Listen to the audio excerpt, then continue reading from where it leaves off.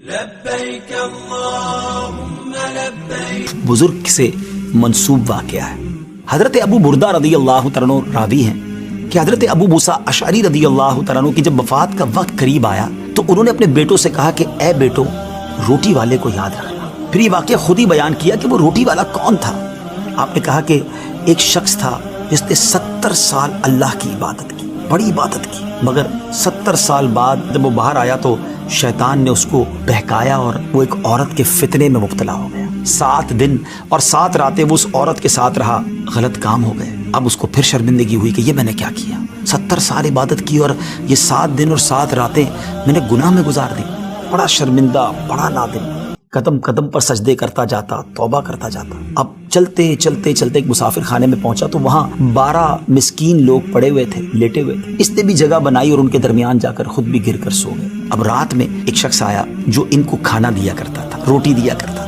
ایک ایک کر کے 12 روٹیاں لے کر آیا تو اس کو پتا تھا یہاں 12 مسکین رہتے ہیں۔ ایک ایک کر کے سب کو روٹی دینے لگا۔ وہ شخص جو یہاں آ کر اچانک بیچ میں آ کر لیٹا تھا اس کو بھی وہ مسکین سمجھا اور اس کو بھی روٹی دے دی۔ لیکن ظاہر ہے کہ اگر ترتیب سے روٹی دیتے دیتے آگے آئے تو آخری نمبر والے کو روٹی نہ ملی، کیونکہ یہ تو 13 ہو چکے تھے۔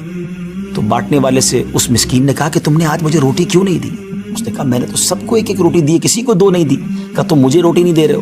بہرحال وہ ناراض ہو گیا کہ ٹھیک ہے، پھر تم اگر یہ سمجھتے ہو کہ میں بددیانتی کر رہا ہوں تو میں تمہیں کچھ بھی نہیں دوں گا۔ یہ کہہ کر وہ شخص تو چلا گیا، مگر وہ مسکین بیچارہ بھوکا رہ گیا۔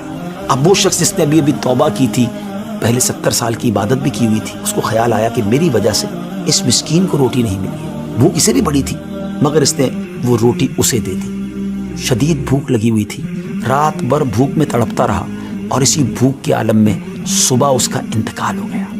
حضرت ابو موسیٰ اشعری رضی اللہ تعالیٰ عنہ فرماتے ہیں کہ جب یہ شخص اللہ کی بارگاہ میں پہنچا نا تو ایک پلڑے میں اس کی 70 سال کی عبادت رکھی گئی اور ایک پلڑے میں وہ 7 دن اور 7 رات کے گناہ رکھے گئے۔ تو فرمایا کہ وہ گناہ جو تھے وہ 70 سال کی عبادت سے آگے بڑھ گئے، یعنی اب اس کے لیے گویا حکم ہو سکتا تھا کہ وہ جہنم میں جائے، مگر ان 7 دن کے گناہوں کے سامنے وہ روٹی رکھی گئی۔ اور اس روٹی کی برکت سے، کیونکہ وہ اخلاص کے ساتھ ایثار کی گئی تھی، مسکین کی مدد کی گئی تھی، وہ 7 دن کے بڑے بڑے گناہ معاف کر دیے گئے اور وہ جنت میں چلا گیا۔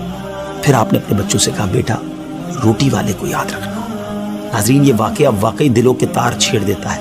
2 باتیں سیکھ